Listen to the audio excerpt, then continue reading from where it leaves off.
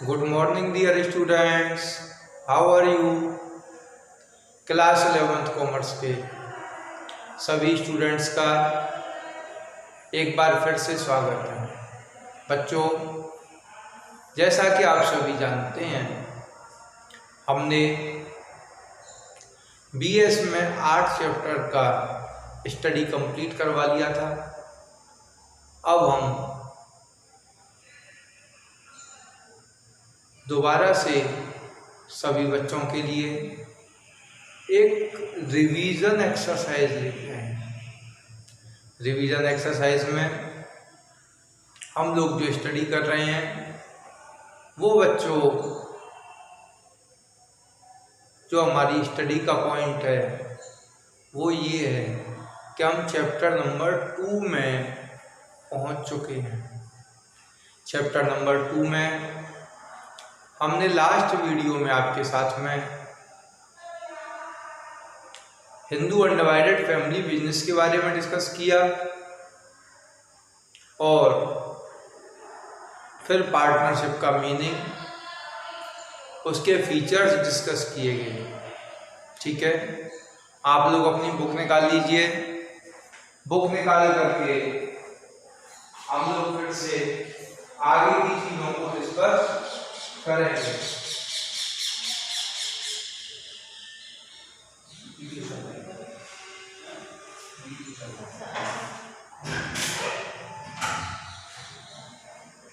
आप लोगों ने बुक निकाल ली होगी। बुक में आज जो हमारा टॉपिक है बच्चों, that is merits of partnership firm.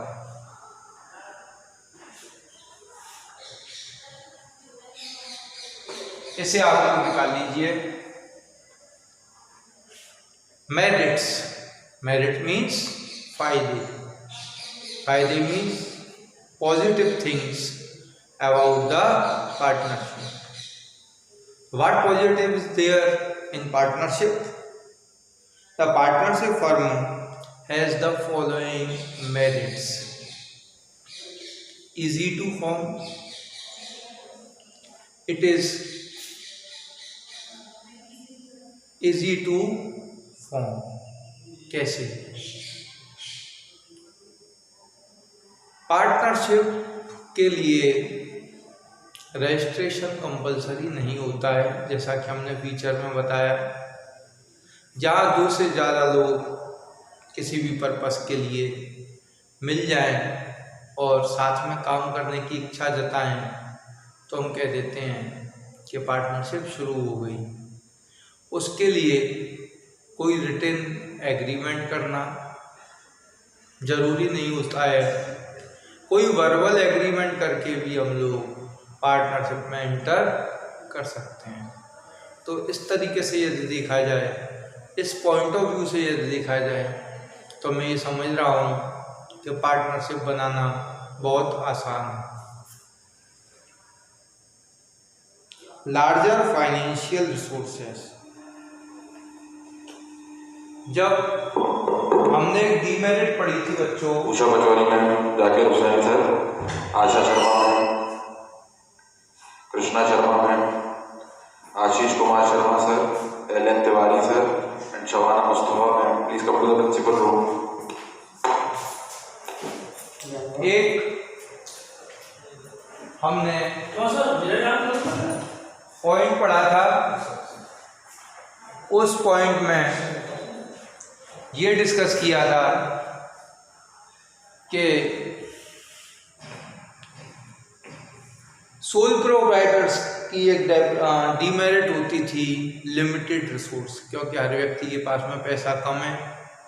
मान लो उसकी एक लिमिट होती है, आज मेरे पास में 5 लाख रुपए हैं, उसमें से मैं 3 लाख रुपए बिजनेस में लगाने के लिए तैयार हूँ, तो 3 लाख रुपए तो मैं लगा दूंगा, लेकिन ये तो एक लिमिट है ना, हर बिजनेस की एक लिमिट होती है। तो अब मैं क्या करूँगा, अब मैं जो पार्टनरशिप है उस पार्टनरशिप में से बाकी जितने भी लोग हैं जो बिजनेस करना चाहते हैं उनको जोड़ लूँगा। अब जब लोग मेरे साथ में जुड़ जाएंगे तो अपना अपना कैपिटल कंट्रीब्यूशन करेंगे। मान लो हम लोग 3 लोग हो गए जो 3-3 लाख रुपया लगा रहे हैं। अब हमारा बिजनेस 9 लाख रुपए का हो गया। ठीक है, इस तरीके से जब हम पार्टनरशिप फॉर्म करते हैं तो लार्जर फाइनेंशियल रिसोर्सेज हमारे पास में आ जाती हैं। रिस्क शेयरिंग, जब मैं 3 लाख रुपीज़ में अपना बिजनेस करता था तो सारी की सारी रिस्क बिजनेस की खुद ही शेयर करता था। आज मेरे साथ में 3 पार्टनर्स हैं, हम तीनों मिलकर के जो भी रिस्क होगी उसे आपस में बांट सकते हैं। तो ये हमारा एक फ़ायदा हुआ पार्टनरशिप बिजनेस का कि जब हमारे साथ में कोई रिस्क राइज आउट होती है तो उस रिस्क को हम लोग क्या करते हैं बच्चों, शॉर्ट आउट करने का रास्ता ढूंढते हैं। और जब वो रिस्क शॉर्ट आउट हो जाती है तो पार्टनरशिप सफल हो जाती है। नेक्स्ट है डिवीज़न ऑफ वर्क। एक डीमेरिट हमने सोल प्रोप्राइटरशिप की और पढ़ी थी। उस डीमेरिट में आपको ये बताया गया था कि लिमिटेड मैनेजरियल स्किल, एक व्यक्ति हर काम को मैनेज करने में एक्सपर्ट नहीं हो सकता है। एक सिंगल ओनर है, उसे अच्छे तरीके से परचेज भी करनी है, उसे अच्छा मार्केटर भी होना चाहिए, उसे फाइनेंस का अरेंजमेंट भी प्रॉपर तरीके से आना चाहिए, उसे गुड्स को लगाने का जो प्रॉपर पैटर्न है वो भी आना चाहिए। तो इस तरीके से जो दिक्कत होती हैं, हर व्यक्ति में सारे गुण नहीं पाए जाते हैं, हर व्यक्ति में कुछ ना कुछ इनकम्प्लीट सेंस रह जाता है। तो इस तरीके से अगर हम सोचें, विचार करें तो ये पाएंगे कि जहाँ ज़्यादा लोग होंगे वहाँ काम का बंटवारा भी हो जाएगा उनके नेचर के आधार पर, उनके सिस्टम के आधार पर। और जब काम का बंटवारा हो जाता है तो आसान हो जाता है बिजनेस करना। मोटिवेशन, अकेला आदमी जब सोल प्रोप्राइटरशिप बिजनेस में इन्वॉल्व था तो वो खुद ही अपने आप को मोटिवेट कर लेता था जब लॉस हो जाता था। यहाँ पर बहुत सारे लोग साथ में हैं और जब बहुत सारे लोग साथ में मिलकर के काम करते हैं तो एक दूसरे को मोटिवेट करते हैं। देखिए इसमें लिख रहा है, in partnership firm all the partners get share in the profit, so all are motivated to work more to increase the profit so that they can increase their earning also. There is a direct relationship between effort and reward. जब हम ज़्यादा प्रयास करेंगे, ज़्यादा लाभ मिलेगा तो हमें और ज़्यादा सेटिस्फिकेशन मिलेगा, हम ज़्यादा मोटिवेट होंगे। नेक्स्ट है बेटा सीक्रेसी। हमारा कोई बिजनेस प्लान है, उस बिजनेस प्लान के अकॉर्डिंग जब हम अपने बिजनेस को करते हैं तो हम सीक्रेट रहते हैं। सीक्रेट मतलब हमारी जो सीक्रेसी है वो बनी रहती है। जैसे मान लो कंपनी की बात की जाए, कंपनी में हजारों शेयर होल्डर्स होते हैं, आप कोई भी काम करना चाहेंगे वहाँ आपको जर्नल मीटिंग में सारी बात उनको बतानी पड़ेगी।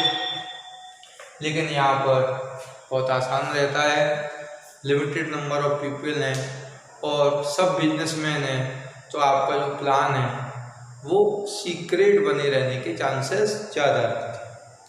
नेक्स्ट है बेटा फ्लेक्सिबिलिटी। फ्लेक्सिबिलिटी का मतलब यहाँ पर ये कह रहे हैं कि मान लो आप 3 लोग हैं, 3-3 लाख रुपया लगाया आपने, 2 साल हो गए बिजनेस को चलते चलते। अब आप चाहते हैं कि अब इस बिजनेस को हम और ज़्यादा शेप दें, इसका साइज़ बढ़ाएं, तो आप उसे और ज़्यादा आसानी से बढ़ा सकते हैं। That is called flexibility. आप साइज़ बढ़ा सकते हैं, बिजनेस की शेप चेंज कर सकते हैं। शेप चेंज करने का मतलब मान लो अभी आप एक ही लाइन ऑफ प्रोडक्ट में वर्क कर रहे हैं, अब आपने सोचा कि हम एक नहीं 3 तरीके के बिजनेस करेंगे अपनी फर्म के द्वारा, तो आप उसमें डाइवर्सिफिकेशन कर सकते हैं। अगर आप डाइवर्सिफाइड हैं तो आप सिंगल लाइन में आ सकते हैं। तो इस तरीके के चेंजेस आप कर सकते हैं। मोर स्कोप फॉर एक्सपेंशन, जब ज़्यादा लोग होते हैं, ज़्यादा पैसा होता है, ज़्यादा दिमाग लगता है, तो एक्सपेंशन के चांसेस जो हैं वो बढ़ जाते हैं। एक्सपेंशन मीन्स किसी चीज़ के विस्तार के चांसेस, बिजनेस के विस्तार के चांसेस बढ़ जाते हैं। डिसएडवांटेज बोल रहे हैं बेटा, unlimited liability. Unlimited liability means the liability of all the partners is unlimited. तो ये पहला नुकसान हो गया हमारा बिजनेस का, क्योंकि हमने भी फीचर्स में पढ़ा था लास्ट वीडियो में भी कि जो पार्टनरशिप फर्म होती है उसके जो व्यक्ति होते हैं, पार्टनर्स होते हैं, उनकी लायबिलिटी अनलिमिटेड होती है। In case of loss the partner will not only lose their business property but creditors can claim over their personal property also to get their account settled. ये कह रहे हैं कि अगर लॉस होता है तो लॉस की स्थिति में वो अपने कैपिटल का तो लॉस करते ही हैं पार्टनर्स, लेकिन अगर ज़्यादा लॉस है तो क्रेडिटर्स को ये राइट होता है कि वो पार्टनर्स की पर्सनल प्रॉपर्टी को भी सेल आउट करके अपने पैसे को वसूल कर सकते हैं। नॉन ट्रांसफरेबिलिटी ऑफ शेयर, ये दूसरा लॉस है कि जो पार्टनर्स हैं उनको अदर पर्सन को अपने शेयर को ट्रांसफर करने का, शेयर मीन्स यहाँ पर हिस्सा है, कंपनी वाला शेयर नहीं है बेटा। मान लो मेरा प्रॉफिट है, उस प्रॉफिट को मैं कह रहा हूँ मिस्टर एक्स को दे दो, तो फर्म जो है फर्म पार्टनर को प्रॉफिट देगी, फिर वो उसको किसी को बांटे, वो उसकी टेंशन है। लेकिन लॉस है, मैं कहूँगा मिस्टर एक्स से ले लो, तो फर्म को आपसे मतलब है, you are the partner of the firm, तो आप उसमें से पैसा ले सकते हैं। नेक्स्ट है बेटा कॉन्फ्लिक्ट्स। कॉन्फ्लिक्ट्स का मतलब जब बिजनेस नहीं चलता है तो भी आपस में पार्टनर्स झगड़ते हैं, भाई तूने काम बिगाड़ दिया, दूसरा कहता है तूने काम बिगाड़ दिया, ठीक है। लेकिन और जब प्रॉफिट होता है तो उनके अंदर आपस में एक तरीके से एक और सोचा जाती है कि भाई अब प्रॉफिट हो रहा है, कोई सोचता है मेरी वजह से बिजनेस चल रहा है, दूसरा सोचता है मेरी वजह से, तो भी कॉन्फ्लिक्ट होते हैं। और दूसरा कारण क्या होता है कि पार्टनरशिप में जो पार्टनर्स आते हैं वो डिफरेंट बैकग्राउंड से, अलग अलग फैमिली से आते हैं, सबकी अपनी अपनी ओपिनियन अलग अलग होती है, सबके अपने अपने एटीट्यूड अलग अलग होते हैं। तो ऐसी स्थिति में कॉन्फ्लिक्ट के चांसेस ज़्यादा बढ़ जाते हैं। अनसर्टेनिटी, अनसर्टेनिटी मीन्स ये जो बिजनेस है, मान लो किसी पार्टनर की डेथ हो गई, कोई पार्टनर इंसॉल्वेंट हो गया, इनकेपेबल हो गया टू पे देयर पेमेंट, तो ऐसी स्थिति में पार्टनरशिप फर्म खत्म हो जाती है, वो डिसॉल्व हो जाती है। तो ये भी लॉस है। इसके अलावा रिस्क ऑफ म्यूचुअल एजेंसी, क्योंकि पार्टनर आपस में कॉन्ट्रैक्ट साइन करके एक दूसरे से बंधे हुए होते हैं, और वो जो प्रिंसिपल आपको बताया था, प्रिंसिपल ऑफ म्यूचुअल एजेंसी होता है। तो कभी कभी डिसऑनेस्ट पार्टनर जो हैं वो पर्सनल बेनिफिट के लिए कुछ ऐसा कर देते हैं जिससे पार्टनर्स को, दूसरों को लॉस भी हो सकता है। तो म्यूचुअल एजेंसी का फायदा उठा करके दूसरे लोग कुछ गलत भी कर जाते हैं, तो उससे फर्म को लॉस होने के चांसेस बढ़ जाते हैं। लैक ऑफ पब्लिक कॉन्फिडेंस, इस तरीके की फॉर्म ऑफ बिजनेस में जनता का जो विश्वास है, फेथ है, वो थोड़ा कम रहता है, क्योंकि ये ना तो अपने अकाउंट्स को पब्लिक के लिए ओपन करते हैं, ना ही उन्हें पब्लिश करते हैं, और जो दिक्कत होती है उनको बताते नहीं हैं, तो इस तरीके से इनको फाइनेंशियल वगैरह नहीं मिलते हैं। तो ये दो हमने आपके साथ में डीमेरिट्स डिस्कस की। अब हम आते हैं types of partnership based on liability of the member. दो तरीके की, अब ये टाइप्स ऑफ पार्टनरशिप फर्म में पहला है टाइम के अकॉर्डिंग और दूसरा लायबिलिटी ऑफ द मेंबर्स के आधार पर। तो देखिए 3 तरीके की टाइम पीरियड के आधार पर पार्टनरशिप दे रखी है, बहुत ईजी है, आप समझ सकते हैं। पहली है partnership at will. Partnership at will का मतलब होता है कि जब पार्टनर्स अपनी इच्छा से, अपनी मनमर्जी से क्या करते हैं, किसी बिजनेस को चलाने की कोशिश करते हैं। कब तक? अनलिमिटेड टाइम तक, जब टाइमिंग डिफाइन ना हो। और ये क्योंकि कोई भी बिजनेस जब भी डेवलप किया जाता है तो ये सोच करके डेवलप किया जाता है कि ये बहुत लंबे समय तक चलेगा, इसका टाइम पीरियड शॉर्ट नहीं होगा। तो जब टाइम पीरियड शॉर्ट नहीं होगा तो ये लॉन्ग लास्टिंग बिजनेस होगा। और जब बिजनेस लॉन्ग लास्टिंग होता है तो ऐसी स्थिति में क्या फ़र्क पड़ता है पता है? ऐसी स्थिति में हम लोग ज़्यादा लंबे समय तक अपने बिजनेस को चलाते हैं। और इस तरीके की जो पार्टनरशिप होती है उसे हम लोग पार्टनरशिप एट विल कहते हैं। क्या कहते हैं? स्वेच्छा से चलाना और अनलिमिटेड टाइम तक चलाना। ठीक है। सेकंड है बेटा फिक्स्ड पीरियड पार्टनरशिप। इस तरीके की पार्टनरशिप में, पार्टनरशिप डीड में पहले ही टाइम पीरियड डिसाइडेड होता है। ठीक है। इस तरीके की पार्टनरशिप में टाइम पीरियड पहले से ही डिफाइंड होता है, इसमें किसी प्रकार की कोई भी दिक्कत नहीं आती है। मान लो हमने कोई पार्टनरशिप शुरू की और उसका टाइम पीरियड 2 इयर्स का रखा, तो जैसे ही 2 इयर्स कंप्लीट होंगे तो ये आप मान लीजिए कि आपकी पार्टनरशिप आपकी ख़त्म हो गई। ठीक है। नेक्स्ट है पर्टिकुलर पार्टनरशिप।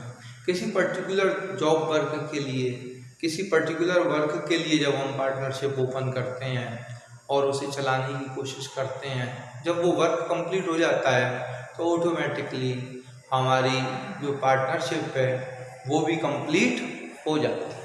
ठीक है बेटा, कोई दिक्कत? Types of partnership based on liability of the members. Members की लायबिलिटी के आधार पर पार्टनरशिप कितने टाइप की होती है।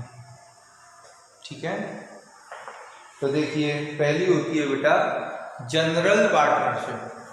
जनरल पार्टनरशिप में सबकी लायबिलिटी अनलिमिटेड। मान लो 4 पार्टनर हैं, कल को 1 लाख रुपए का लॉस होता है तो या तो पार्टनरशिप डीड में जितना लिखा हुआ है शेयरिंग रेशो उसके अकॉर्डिंग वो बांटेंगे। अगर पार्टनरशिप डीड में ये बात डिस्क्लोज्ड नहीं है तो वो क्या करेंगे पता है? वो बराबर बराबर लॉस को बांटेंगे। ठीक है। फिर है बेटा लिमिटेड पार्टनरशिप। लिमिटेड पार्टनरशिप का मतलब इसके लिए LLP एक्ट 2008 बनाया गया है, लिमिटेड लायबिलिटी पार्टनरशिप एक्ट 2008। वो क्या कहता है कि लिमिटेड लायबिलिटी पार्टनरशिप बनाई जा सकती है, इसमें सभी पार्टनरों की लायबिलिटी लिमिटेड होगी और साथ के साथ ऐसा भी हो सकता है कि कम से कम एक पार्टनर की लायबिलिटी अनलिमिटेड रखनी होगी। कल को ज़्यादा लॉस हो जाए तो वो जो एक पार्टनर है वो सारा पार्टनरशिप का जो लॉस है वो खुद बियर करेगा। ठीक है।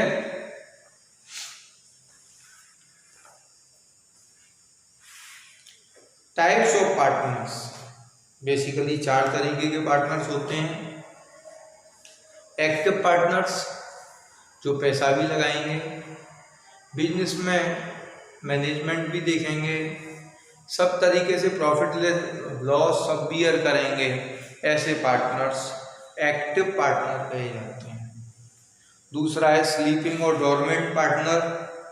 डोरमेंट या स्लीपिंग पार्टनर बेटा जो होते हैं वो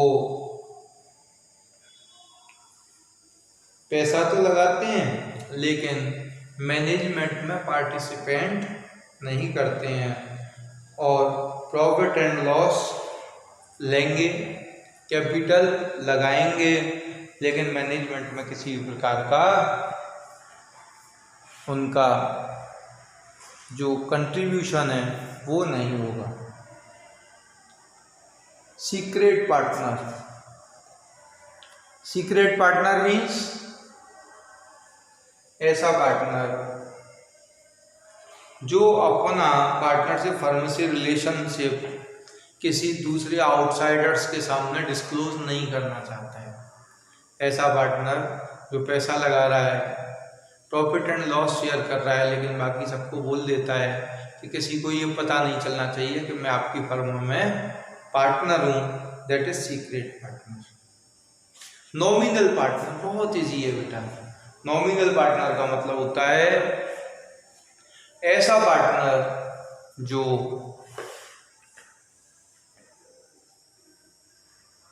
रिकॉर्ड में तो है, तो ना तो उसने पैसे लगाए, ना ही प्रॉफिट एंड लॉस शेयर किया, और ना ही वो मैनेजमेंट देखता है। तो तीनों काम नहीं करता है, तो क्या करता है, केवल नाम का पार्टनर है, कागजों में उसका नाम चल रहा है। इसके बेसिकली दो तरीके होते हैं, दो तरीके के नॉमिनल पार्टनर होते हैं। एक होता है नॉमिनल पार्टनर बाय एस्टोपल और दूसरा होता है होल्डिंग आउट। जब एस्टोपल में वो अपना एज अ पार्टनर होना एक्सेप्ट करता है, जैसे मान लो आपके कोई भाई हैं जो एक अच्छे लीडर हैं, आपने एक पार्टनरशिप फर्म बनाई भैया से कंसेंट लेकर के और उनको फर्म में पार्टनर बना लिया। विधायक जी बोले, जो नेता हैं आपके भाई, उन्होंने कहा कि भाई ऐसा है कि ना तो मेरे पास में टाइम है, ना मैं पैसे लगाऊंगा, ना मैं तो तुम्हारे प्रॉफिट लॉस से मतलब है। आपने कहा भाई साहब बस अपना नाम दे दो, हम अपनी फर्म चलाते रहेंगे और आप हमारे नॉमिनल पार्टनर के रूप में चलते रहेंगे। और आप कौन से होंगे, एस्टोपल पार्टनर होंगे। कैसे होंगे, इस पे आइए। मान लो लोन लेने गए बैंक मैनेजर के पास में, तो हमने कहा कि वो जो हमारे नेता भैया हैं वो हमारी फर्म में पार्टनर है, आप बात कर लो जा करके। तो नेताजी से बात करवा दी, बैंक ने उनको फाइनेंस कर दिया। बोले भाई साहब आप पार्टनर हो, बोले हाँ मैं पार्टनर हूँ। तो जब पार्टनर अपने खुद ही इस बात को एक्सेप्ट करता है कि मैं इस फर्म में पार्टनर हूँ, that is called partnership by estoppel. और बाकी दूसरे लोग जब बताते हैं कि वो हमारे यहाँ के पार्टनर हैं, that is called partnership by holding out. ठीक है बेटा, तो इस तरीके से हमने जो आपके साथ में डिस्कशन किया है वो अभी इस टॉपिक को यहीं फिनिश करते हैं। नेक्स्ट जो हमारा वीडियो बनेगा उस वीडियो में रिवीजन में हम लोग इससे आगे की बातों को कवर करेंगे। Thank you, have a nice day.